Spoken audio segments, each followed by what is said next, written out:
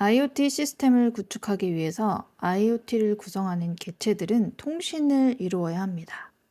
오늘은 통신 프로토콜에 대해 살펴보겠습니다. IoT 프로토콜 중에서도 많이 활용되는 MQTT와 HTTP를 비교하는 방식으로 진행해 보려고 합니다. 먼저 HTTP는 원래 인터넷을 통해 데이터를 요청하고 받을 수 있는 프로토콜이죠. 서버와 클라이언트 구조로 요청하고 응답을 받는 구조로 되어 있습니다. 이때 오가는 메시지가 get 요청과 응답입니다.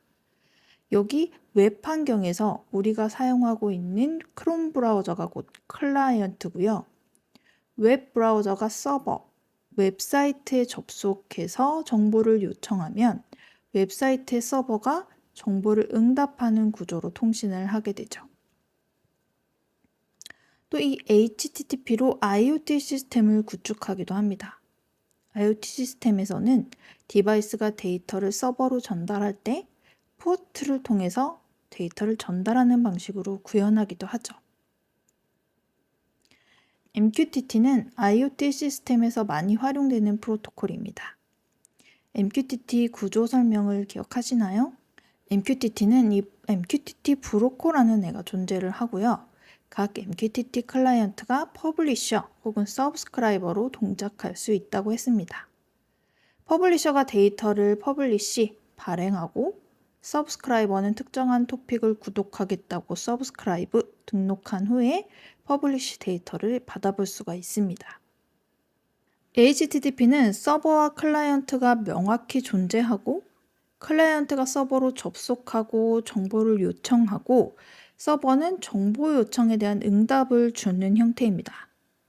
클라이언트의 요청 전송에 따라 서버가 대응하는 형태가 됩니다. 따라서 이 둘은 구조적인 차이가 있습니다. 그리고 또 하나의 큰 차이점은 연결을 유지하는 방식입니다.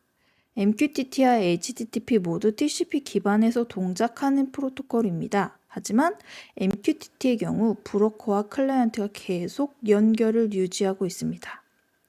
연결을 유지하고 있다가 언제든 데이터를 주고받을 수 있는 그런 구조죠. HTTP 같은 경우에는 연결을 유지하고 있는 방식이 아닙니다. 따라서 데이터를 주고받을 필요가 있을 때 클라이언트에서 연결을 시작하기 위한 데이터를 주고받은 후에 실제 데이터를 주고받을 수가 있습니다. 따라서 MQTT에 비해서 데이터를 주고받을 때 왔다 갔다 하는 데이터가 많겠죠? 총 데이터 트래픽이 커집니다. 하나의 데이터만을 전송하는 시스템에서는 MQTT와 HTTP가 별 차이가 없을 수 있습니다. 하지만 짧은 주기로 데이터를 전송하는 IoT 시스템이 있다면 MQTT가 더 효율적인 방식이 될 겁니다. 다시 아까 구조적인 차이점으로 돌아가서요. 이 브로커가 존재하고 여러 개체들이 퍼블리시, 서브스크라이브 할 수 있는 이 구조는 이 시스템을 구성하고 있는 여러 개체들, 디바이스가 될 수도 있고 클라우드 내의 서버가 될 수도 있고 스마트폰에 설치된 앱이 될 수도 있고요. 이 개체들이 양방향 통신을 할 수 있게 합니다. 양방향 통신을 할 수 있다는 말이 뭐냐면 이 하나의 디바이스가 서브스크라이버가 될 수도 있고 퍼블리셔가 될 수도 있다는 말입니다. 데이터를 구독할 수도 있고 발행할 수도 있어요.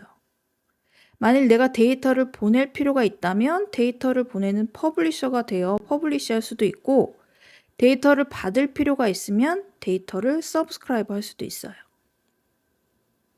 그런데 이 HTTP는 데이터의 방향이 명확히 정해져 있어서 연결 혹은 데이터 교환을 위해서 클라이언트가 더 주체적인 역할을 수행할 수밖에 없어요.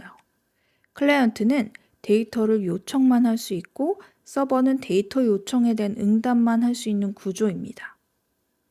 허용된 클라이언트가 서버로 포스트 데이터를 전송할 수도 있겠죠.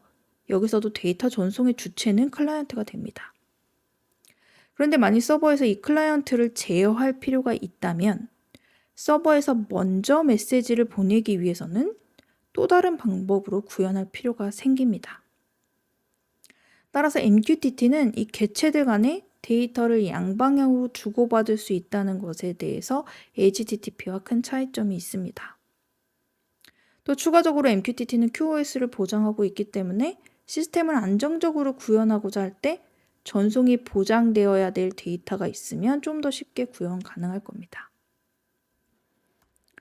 이렇게 보면 MQTT가 IoT에 더 효과적인 솔루션이 될 수 있습니다. 그런데 여기 예외가 있을 수 있는데요.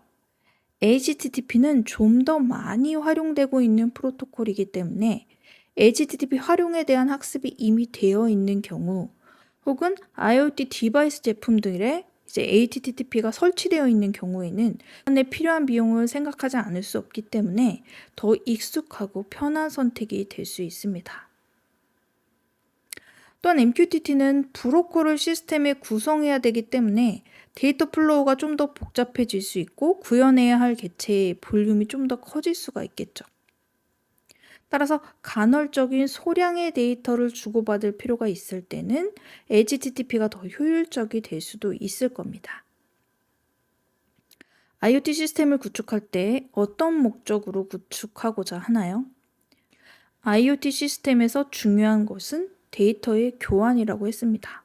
이 데이터를 가지고 있는 주체, 데이터가 흘러가는 방향, 또 데이터의 양과 전송 주기에 따라서 시스템의 구조, 또 적합한 프로토콜을 결정을 해야 할 겁니다. 여기에 더해서 시스템을 구현하기 위해서 필요한 비용, 학습 비용이 될 수도 있고 시스템 구성 요소를 구현하는 데 비용이 필요하다면 그 비용도 생각을 해야 합니다. 그에 따라서 적합한 프로토콜을 결정하는 것이 합리적이겠죠.